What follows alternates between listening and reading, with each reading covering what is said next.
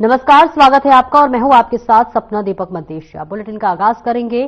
गुरु गोविंद सिंह महाराज का प्रकाश पर्व 6 जनवरी 2025 को गुरुद्वारा श्री हेमकुंड साहिब में धूमधाम से मनाया गया।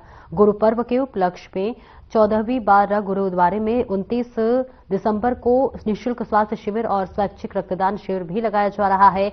और इस कार्यक्रम के संबंध में आज गुरुद्वारा श्री हेमकुंड साहिब के अध्यक्ष नरेंद्रजीत सिंह विंद्रा ने शहर के तमाम राजनीतिक, सामाजिक और धार्मिक संगठनों के साथ एक बैठक की, जिसमें गुरु पर्व को लेकर चर्चा हुई। साथ ही गुरु पर्व की हर्षोल्लास के साथ मनाए जाने की रूपरेखा भी तैयार की गई।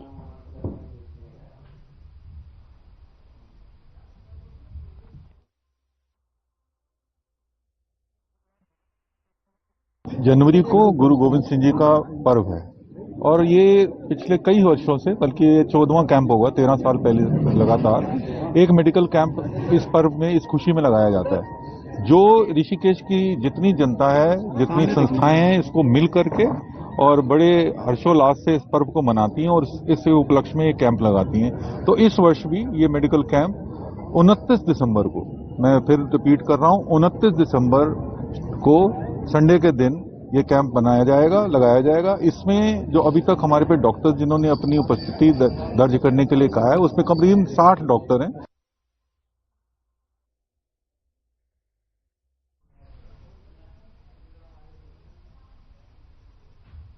और वहीं देहरादून से देहदान का एक मामला सामने आया है, जहां एक 2.5 महीने की बच्ची का देहदान किया गया है। आपको बता दें कि जानकारी मिली है कि दून अस्पताल में हृदय संबंधी रोग एस्फिक्सिया बीमारी से बच्चे का एक निधन हो गया, जिसके निधन के बाद बच्चे का देहदान किया गया। आपको बता दें, महज 2.5 दिन की बच्ची के देहदान का ये पहला मामला है और इस मामले में चिकित्सकों ने बताया है कि बच्चे को हृदय संबंधी रोग थे, जिसकी वजह से उसका निधन हो गया। और बच्चे के पिता राम मिहर हरिद्वार में एक फैक्ट्री में कार्यरत हैं। मिली जानकारी के अनुसार हरिद्वार के डॉक्टर राजेंद्र सैनी ने परिवार को देहदान के लिए प्रेरित किया। ठीक है, आप प्रोग्राम बढ़ा लेना। ये जो लड़की जो है, ये इतवार को, मतलब 8 तारीख को करीब दोपहर में पैदा हुई थी और ये इसको एकदम बर्थ एस्फिक्सिया करके हम लोग बीमारी बोलते हैं, मतलब सांस लेने में इसको दिक्कत थी। तो उसको फिर काफी प्रयास करे, इंट्यूबेट भी कर दिया था, जिसका वेंटिलेटरी सपोर्ट करते हैं, उस पर भी हमने उसको रखा। लेकिन इसको हाइपॉक्सिक इस्केमिक एन्केफेलोपैथी HIE करके बोलते हैं, बर्थ एस्फिक्सिया के साथ वो भी हो गई थी, बर्थ एस्फिक्सिया के साथ। तो काफी प्रयास करे और उसका ब्लड प्रेशर भी नहीं हम मेंटेन कर पाए, तो उसके लिए भी काफी दवाइयां दी गई, लेकिन हम उसको बचा नहीं पाए।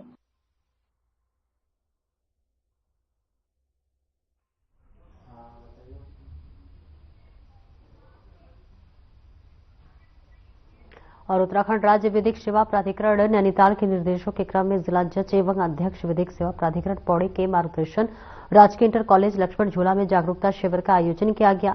कार्यक्रम के दौरान सचिव जिला विधिक सेवा प्राधिकरण अकरम अली द्वारा शिविर में उपस्थित लोगों, महिलाओं के साथ उत्पीड़न को लेकर रोकथाम, निषेध और निवारण संबंधी अधिनियम 2013 के प्रावधानों के बारे में जानकारी दी गई। इसके साथ ही पीड़ित या फिर पीड़ित पक्ष को शिकायत दर्ज करने की प्रक्रिया और उसके समाधान की प्रक्रिया को भी विस्तार पूर्वक इस दौरान बनाया गया।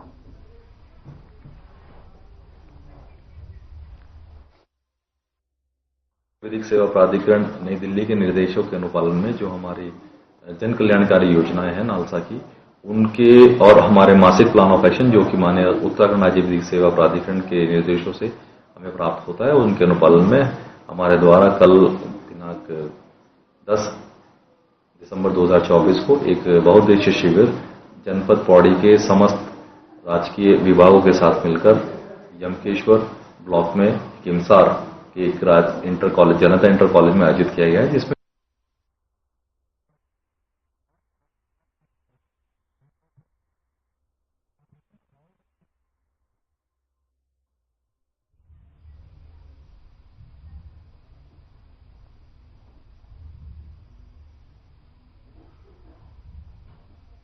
और NSUI प्रदेश में सदस्यता अभियान चलाने जा रही भारतीय राष्ट्रीय छात्र संगठन ने देहरादून में सदस्यता अभियान को लेकर प्रेस वार्ता की। इस दौरान NSUI के प्रदेश अध्यक्ष विकास नेगी ने कहा कि NSUI के राष्ट्रीय अध्यक्ष वरुण चौधरी के आह्वान पर सदस्यता अभियान चलाया जाएगा। अभियान के तहत प्रदेश से 2 लाख छात्रों को जोड़ने का लक्ष्य रखा गया है और हर विद्यालय से निचले छात्रों को जोड़ने का काम किया जाएगा। उन्होंने सरकार पर निशाना साधते हुए कहा कि एक राष्ट्र एक चुनाव की बात करने वाली सरकार उत्तराखंड में छात्र संघ के चुनाव करने में सक्षम नहीं है, लेकिन कांग्रेस छात्र इकाई को मजबूत करेगी।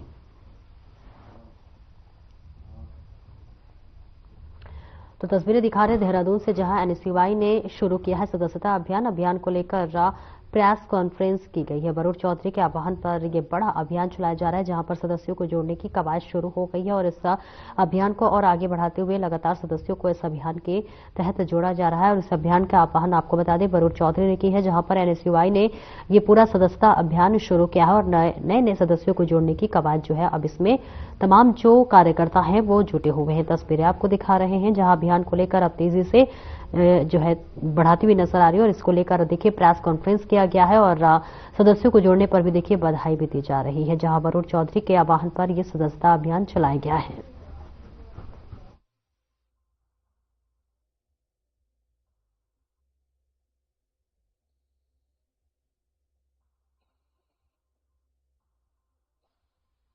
आज की प्रेस कॉन्फ्रेंस का मुख्य उद्देश्य जो एनएसयूआई के राष्ट्रीय अध्यक्ष के हमें निर्देशित किया रहा है कि पूरे देश में एक मेंबरशिप लॉन्च करी है आज के दिन।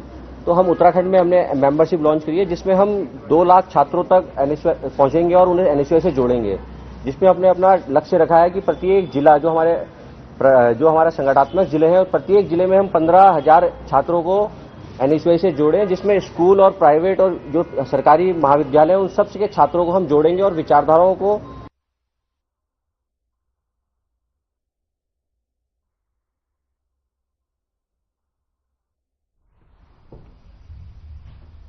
और खबर हरिद्वार के रुड़की से है, जहां पर रुड़की के सरकारी अस्पताल में बीते लंबे समय से प्राइवेट अस्पतालों के दलाल मरीजों में जो है पैसा वसूल रहे हैं। और जानकारी मिली है कि महिला वार्ड के पास प्राइवेट अस्पतालों के दलाल देखे जाते हैं, जो कि भोले भाले मरीजों को बहला फुसलाकर प्राइवेट अस्पतालों में ले जाते हैं और मोटी रकम वसूलते हैं, जिसको शिकायत करने पर अस्पताल के सीएमएस को भी की गई है, लेकिन कोई समाधान नहीं निकला। और अब हाल ही में एक वीडियो भी सोशल मीडिया पर वायरल हो रहा है, जिसमें कुछ दलाल महिला वार्ड के अस्पताल आसपास घूमते हुए नजर आ रहे हैं, जिन्हें रोजाना रात के अंधेरे में सरकारी अस्पताल में महिला वार्ड के पास देखा जाता है।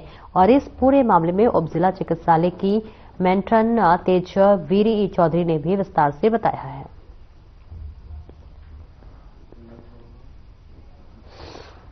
तो रुड़की से तस्वीरें दिखा रहे हैं, जहां मरीजों से लगातार पैसे वसूले जा रहे हैं। अस्पताल का वीडियो भी वायरल हो रहा है, जहां पर मरीजों को प्राइवेट अस्पताल ले जाया जाता है और उनसे वहां पर मोटी रकम वसूला जाता है। तमाम जो कर्मचारी हैं वो अस्पताल के बाहर खड़े रहते हैं और जो भी मरीज हैं उन्हें प्राइवेट अस्पताल में लेकर पहुंचते हैं और उनसे मोटी रकम लिया जाता है। मरीजों के साथ देखिए बड़ा खेल किया जा रहा है, पैसों की वसूली की जा रही है, जहां पर मरीजों से लगातार जो दलाल है वो पैसे वसूलते हुए नजर आ रहे हैं। ये दलाल हॉस्पिटल के बाहर खड़े होते हैं और जैसे ही कोई उन्हें लगता है कि मरीज है, उसे प्राइवेट अस्पताल के तमाम व्यवस्थाओं का प्रलोभन देते हुए उन्हें लेकर जाते हैं और फिर उनसे मोटी रकम की वसूली की जाती है। मरीजों को प्राइवेट अस्पताल ले जाया जाता है, जहां से ये दलाल उनसे मोटा रकम कमाते हैं। फिलहाल इसका जो वीडियो है वो वायरल हो चुका है और इस पर अब प्रशासन का क्या कुछ जो है चाबुक चलता है, ये देखने वाली बात होगी। फिलहाल ये तस्वीरें लगातार सोशल मीडिया पर वायरल हो रहा है, जहां पर मरीजों से लगातार जो दलाल है वो पैसे वसूलते हुए नजर आ रहे हैं। महिला वार्ड के बाहर दलाल है वो खड़े रहते हैं और जैसे ही कोई मरीज देखते हैं उन्हें प्राइवेट हॉस्पिटल में ले जाने की बात करते हैं और वहां पर उनसे मोटी रकम वसूलने के लिए मांग की जाती है, जिसका वीडियो भी देखिए किसी ने बना के वायरल कर दिया है। और अब इस पर जरूर प्रशासन का शिकंजा कसता हुआ नजर आएगा, देखने वाली बात होगी। लेकिन इस बीच ये तस्वीरें आपको दिखा रहे हैं, जहां पर लगातार मरीजों से प्राइवेट अस्पताल में मौजूद व्यवस्थाओं का प्रलोभन देकर लगातार उनसे मोटी रकम की वसूली की जा रही है। जहां पर तस्वीरें भी हम आपको दिखा रहे हैं, जहां पर लगातार जो दलाल है वो अपने इस मंसूबे में कामयाब होते हुए नजर आ रहे हैं। फिलहाल अब वीडियो वायरल हो रहा है, देखना दिलचस्प होगा कि इन दलालों पर क्या कुछ कार्रवाई होती है। चौधरी मैट्रन के पद पे हूँ कि यहाँ दलाल जो लेडीज है जेंट्स आते हैं, लेकिन मुझे अब उनका पूरा शकल नहीं मालूम है। जब मुझे देखते हैं वो मुझे देख के 9-11 हो जाते हैं, चले जाते हैं मुझे देख के। मैं नहीं चाहती कि यहाँ पर इस तरह के आए, उन पर शिकंजा कसना चाहिए और 4 होमगार्ड जरूर होने चाहिए नाइट में।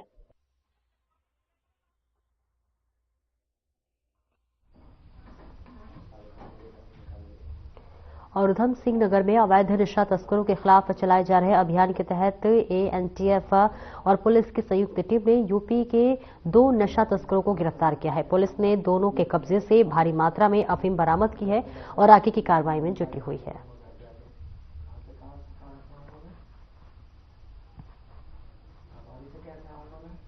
तो नशा तस्करों के खिलाफ लगातार अब शिकंजा कसता हुआ नजर आ रहा है, जहां 2 नशा तस्करों को भी गिरफ्तार किया गया है, जिससे भारी मात्रा में अफीम बरामद की गई है। लगातार ये जो नशा तस्कर थे वो अपने मंसूबे में कामयाब होते हुए नजर आ रहे थे और अब पुलिस ने इसे धर दबोचा है, जहां पर 2 नशा तस्करों को गिरफ्तार किया है और इसके साथ साथ जो है पुलिस को बड़ी कामयाबी मिली है, जहां भारी मात्रा में इन अवैध तस्करों से कई अफीम भी बरामद किया गया है, जहां पर अब पुलिस का शिकंजा कसता हुआ नजर है। आपको बता दें कि इस अपने मंसूबे को लगातार ये कई दिनों से अंजाम दे रहे थे और अब जो है प्रशासन का इस पर चाबुक गिरा, जहां पर 2 तस्करों को गिरफ्तार कर लिया गया है, जिनसे भारी मात्रा में अफीम भी बरामद किया गया है, जो कि एक बड़ी कामयाबी, बड़ी सफलता पुलिस के लिए मानी जा रही है, जहां लगातार पुलिस दबिश दे रही थी और अब पुलिस को जो है बड़ी सफलता हासिल हुई है, जहां 2 नशा तस्करों को गिरफ्तार किया गया है। और इसी के साथ साथ अब गिरफ्तारी के बाद ये पता लगाने की भी पुलिस कोशिश कर रही है कि इस पूरे जो है धंधे पे कौन कौन शामिल है और कब से इस काम को अंजाम दिया जा रहा था। फिलहाल इन दोनों तस्करों को गिरफ्तार कर लिया गया है और इन तस्करों से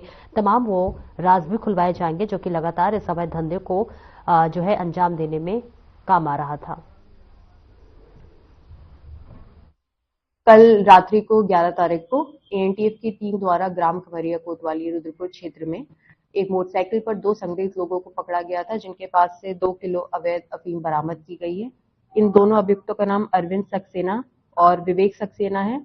ये दोनों ही बरेली के निवासी हैं और इनको अधिक पूछताछ के लिए कोतवाली रुद्रपुर में मुकदमा पंजीकृत करके विधिक कार्रवाई की जा रही है।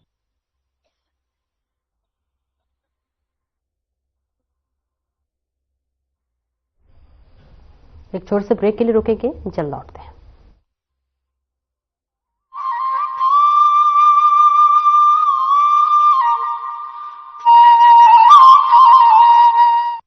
पुरखों की सांझी विरासत, ऋषि मुनियों की परंपरा और अनुकूल वातावरण से देवस्थानम उत्तराखंड को मिला है देश और दुनिया में सबसे ज्यादा मान और बनी है आयुष और वेलनेस में बेस्ट डेस्टिनेशन की पहचान। We all came here to clean our 5 chakras and so far so good. We really enjoy it and I give my best wishes for the government of Uttarakhand.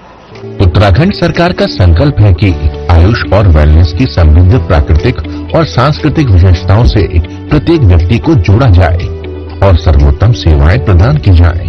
देवभूमि उत्तराखंड में 300 से ज्यादा आयुष और wellness centre संचालित किए जा रहे हैं, जिसमें प्राकृतिक आयुष उपचार और योग प्रदान किया जा रहा है।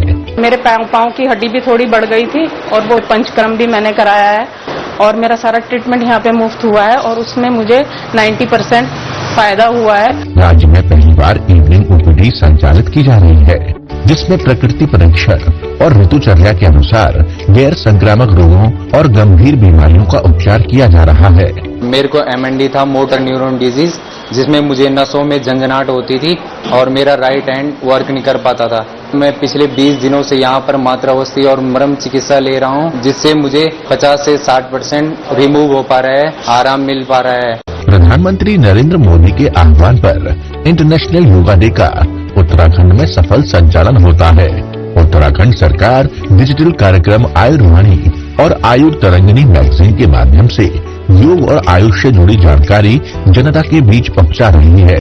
मुख्यमंत्री पुष्कर सिंह धामी के संकल्प से आयुष और वेलनेस में निवेश के द्वार खुले हैं। सांझी विरासत को संजो रही है उत्तराखंड सरकार। आयुष और वेलनेस है स्वस्थ जीवन शैली के आधार।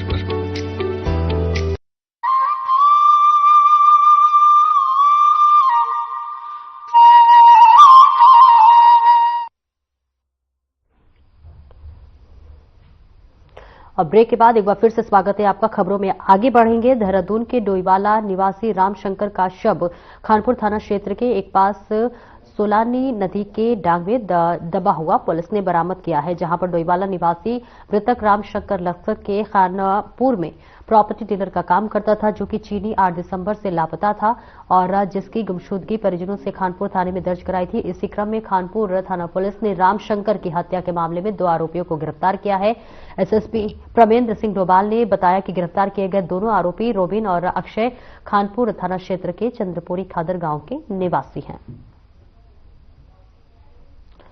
तो देखिए तस्वीरें आपको दिखा रहे हैं, जहां पर अब पुलिस का शिकंजा इस पर कसता हुआ नजर आ रहा है, जहां पर नदी की डांग में जो है शव मिला हुआ है और ये शव किसका है इसको भी पता लगाने की पुलिस पूरी कोशिश कर रही है। जहां पर 8 दिसंबर से युवक था वो लापता था, अब उसका शव बरामद किया गया है। जो है ये हत्या की गई है या आत्महत्या या फिर क्या कुछ इसके पीछे का मामला है, लगातार जो है अब पुलिस का पता लगाने में जुटी है। हालांकि एक आरोपी को गिरफ्तार कर लिया गया है और आरोपी से अब पूछताछ की जा रही है कि आखिरकार जो है अगर क्या वो इस मामले में कितना संलिप्त था, क्या उसने इस युवक की हत्या की है, क्या कुछ पूरा मामला है, इस पर भी लगातार पुलिस पूछताछ करने में जुटी हुई है। फिलहाल ये तस्वीरें आपको दिखा रहे हैं, जहां पर एक युवक जो कि 8 दिसंबर से ही लापता बताया जा रहा था और अब उसका शव पुलिस ने बरामद कर लिया है।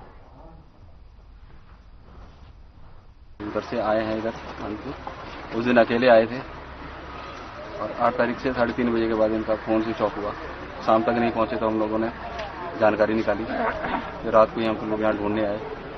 उसी दिन हमने रिपोर्ट वगैरह भी कराई। पुलिस तुरंत ही हमारे साथ गई, खेत वगैरह में भी देखा जाके, जहाँ कार बाढ़ के लिए गए थे तो वहाँ कुछ पता नहीं चला। दूसरे दिन हमने जाँच करनी शुरू करवाई, ढूंढना शुरू करा। दूसरे दिन इनका वॉलेट मिला, उसमें कागज वगैरह थे, फिर सर्च करा और सर्च करने के बाद फिर उसके दूसरे दिन हेलमेट और टोपी बरामद हुई इनकी मीडिया के पास और फिर तीसरे दिन इनकी बाइक मिली। किस पर संदेह, किस पे आप? संदेह तो सर अभी किस पे नहीं है। जो 2 लड़के पकड़े गए हैं वो इनके साथ ही काम करा करते, वही गए थे तार बाढ़ कराने के लिए, उनसे फोन पे बात भी हुई। ये 8 तारीख को घर से निकले थे सुबह, इनका यहाँ ऑफिस है लक्सर में, और ऑफिस के लिए निकले थे कि कुछ खेत में तार बाढ़ वगैरह करानी है तो उनसे मिलने के लिए। तो यहाँ पहुँच के फिर कुछ लोग इनको मिले तार बाढ़ कराने के लिए, जो उस खेत में पहुँचे जहाँ तार बाढ़ होनी थी। तो तब फिर वहाँ पर कोई यहीं का कोई उनके जानने वाला ही था, रॉबिन नाम का लड़का।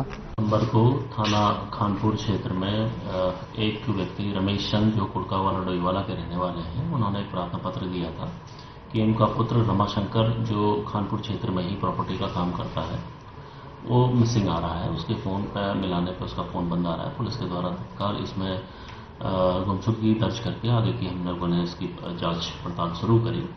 इस बीच जो है मृतक के कुछ बटुआ, कुछ सामान हमें पुलिस को प्राप्त हुआ था। तो ये बात बहुत क्लियर हो रही थी कि ये व्यक्ति के साथ कोई अनहोनी हो गई है, इसलिए पुलिस ने अपनी जांच का दायरा बढ़ाते हुए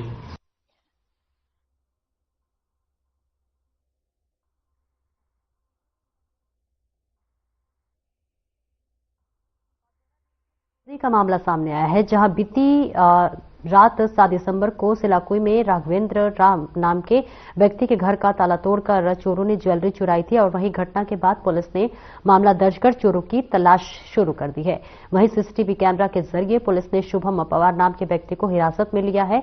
बता दें कि चोर के पास से लगभग 6 लाख कीमत की ज्वेलरी बरामद की गई है। पूछताछ में मालूम हुआ है कि उसके पास एक अन्य अभियुक्त ने भी चोरी की घटना को अंजाम दिया है, जिसके बाद 11 दिसंबर को पुलिस ने एक बार फिर जो है चेकिंग के दौरान संदिग्ध पाए गए उस पर रोकना चाहा, जिस पर उसने पुलिस पर ही फायरिंग कर दी और वही जवाबी फायरिंग में आरोपी के पैर पर गोली लगी है, जिसके बाद आरोपी को चिकित्सालय ले जाकर प्राथमिक उपचार दिया गया है।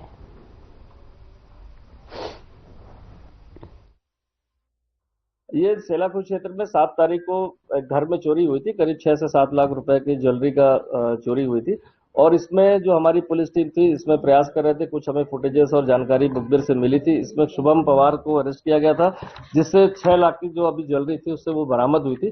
पूछताछ से पता चला उसका एक अन्य साथी है जो क्लेमेंट टाउन में पूर्व में 14-15 वारदातों में शामिल रहा, उसके साथ उसने वारदात करी थी। आज हल्द्वानी के बुद्ध पार्क में जो है उत्तराखंड देवभूमि ट्रक ओनर महासंघ द्वारा आयोजित अनिश्चितकालीन हड़ताल का आज 5वां दिन है। इस हड़ताल में प्रदेश भर के ट्रक ओनर्स और ट्रांसपोर्ट संघों ने भाग लिया है, जिसके कारण प्रदेश भर में ट्रकों के पहिए पूरी तरह से थमे हुए हैं।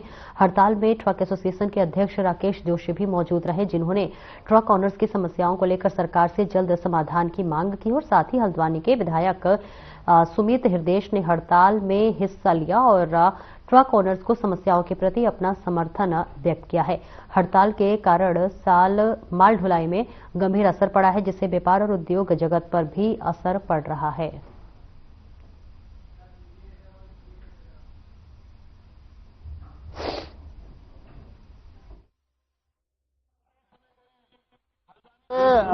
जैसे आपको पता है, एक सैनिक जो है बॉर्डर पर लड़ाई करता है, इसी प्रकार से हम लोग भी देश की सेवा कर रहे हैं। लगातार अपने कठिनाइयों के साथ हम दूरस्थ स्थान पे माल पहुंचाते हैं।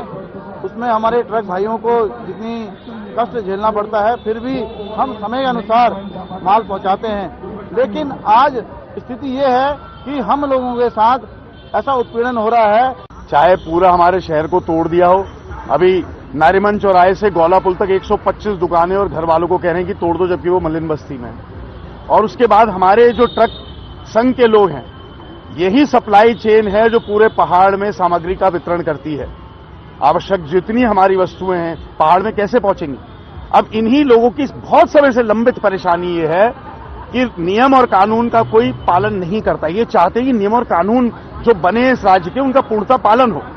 जगह जगह इनकी चेकिंग करी जाती है। परिवहन विभाग को की चेकिंग के लिए टीम बनानी चाहिए। पुलिस का क्या मतलब है कि परिवहन की कोई उसमें चेकिंग कर रहा है? कोई ड्रग्स का सप्लाई तो कर नहीं रहे।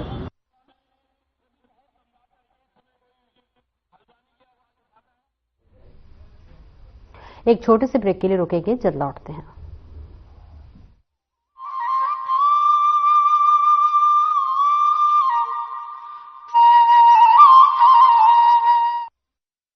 उत्तराखंड में बागवानी से सशक्त हो रहे हैं किसान, बन रही है उन्नत प्रदेश की विशिष्ट पहचान। मुख्यमंत्री पुष्कर सिंह धामी के संकल्प से किसानों की आय में जबरदस्त मुनाफा, फल और सब्जियों में पौष्टिकता, विकास के अंत्योदय सफर की कहानी लिख रही है।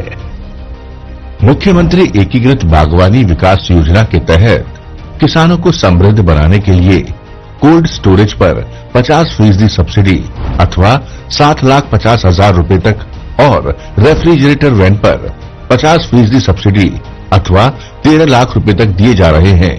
साथ ही फल, सब्जियां, पुष्प और मसालों के पौधे और बीज 50% सब्सिडी पर किसानों को प्रदान किए जा रहे हैं। मुख्यमंत्री एकीकृत बागवानी योजना के तहत हमें सब्जी और बीज उपलब्ध कराए जाते हैं, जिससे कि हमें समय समय पर उद्यान विभाग के द्वारा विभिन्न प्रकार के कीटनाशक दवाइयां भी उपलब्ध कराई जाती हैं और महिलाओं का एक आजीविका को लेकर एक नया ही उत्साह उत्पन्न हुआ है। मुख्यमंत्री संरक्षित उद्यान विकास योजना में पॉली हाउस के अंदर सब्जी या पुष्प का उत्पादन करने पर किसानों को 80% तक सब्सिडी प्रदान की जा रही है। बाजार हस्तक्षेप योजना के तहत सी ग्रेड सेब और अन्य फलों को समर्थन मूल्य पर खरीदने के लिए व्यवस्था की गई है। फसल बीमा योजना के तहत फलों और मौसमी सब्जियों का बीमा कराया जाता है और सरकार किसानों को प्रीमियम की कई गुना धनराशि प्रदान कर रही है। हमने आम की फसल का बीमा करवाया था, जिसका 8 गुना प्रीमियम हमें सीधा डीबीटी के माध्यम से हमारे अकाउंट में प्राप्त हुआ। मैं धन्यवाद अदा करना चाहूंगा उत्तराखंड सरकार, मुख्यमंत्री श्रीमान पुष्कर सिंह धामी जी का। बागवानी योजनाओं से खुल रहे हैं समृद्धि के द्वार, किसानों को मजबूत बना रही है उत्तराखंड सरकार।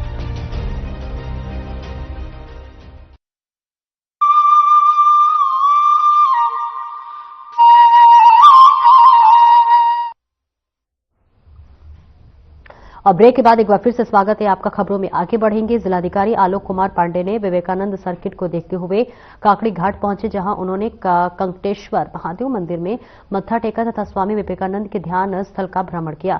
इस दौरान उन्होंने यहां पर ज्ञान वृक्ष एवं स्वामी विवेकानंद से बड़ी चीजों के बारे में विभिन्न जानकारी प्राप्त की। इस दौरान उन्होंने कहा कि यह स्थल अध्यात्म की विशिष्टता को समेटे हुए है और यहाँ दूर दूर से स्वामी विवेकानंद के अनुयायी यहाँ आवागमन होता रहता है और यहाँ पर पर्यटन की भी अपार संभावनाएं व्याप्त हैं। इसलिए इस क्षेत्र को आध्यात्मिक पर्यटन के रूप में विकसित किए जाने की जरूरत है। उन्होंने यहां पर उपस्थित अधिकारियों और स्थानीय नागरिकों से क्षेत्र में पर्यटन विकास के लिए चर्चा की।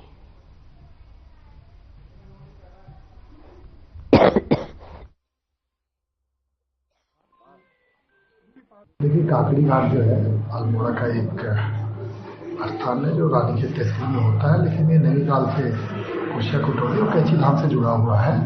और जैसा कि आपको जानकारी होगी, काकड़ी घाट वो जगह है जहाँ विवेकानंद जी को पहली बार मैक्रोकास्म और माइक्रोकास्मिक थ्योरी का ज्ञान हुआ। और विवेकानंद जी हुए शिकागो में जो अपना प्रसिद्ध भाषण दिया, उसका मूल यही ज्ञान था। तो जैसे बोध वृक्ष है, यहाँ पे ज्ञान वृक्ष है।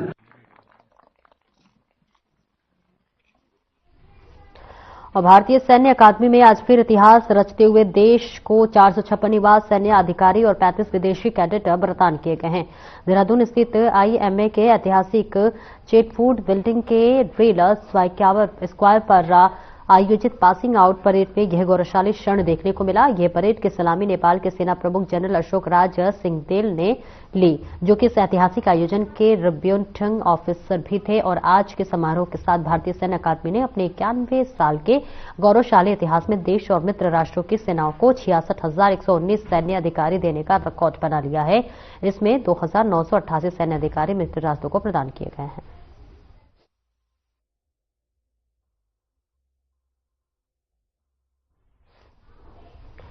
और देहरादून में चल रहे 10वें विश्व आयुर्वेद सम्मेलन में आयुर्वेद आहार food is medicine but medicine is not food विषय पर सत्र का आयोजन किया गया। इस दौरान आयुर्वेदिक भोजन और स्नैक्स के उत्पादन एवं मार्केटिंग के लिए गठित उच्च स्तरीय समिति के सदस्यों ने यह जानकारी दी और उच्च स्तरीय समिति में बातचीत की गई है।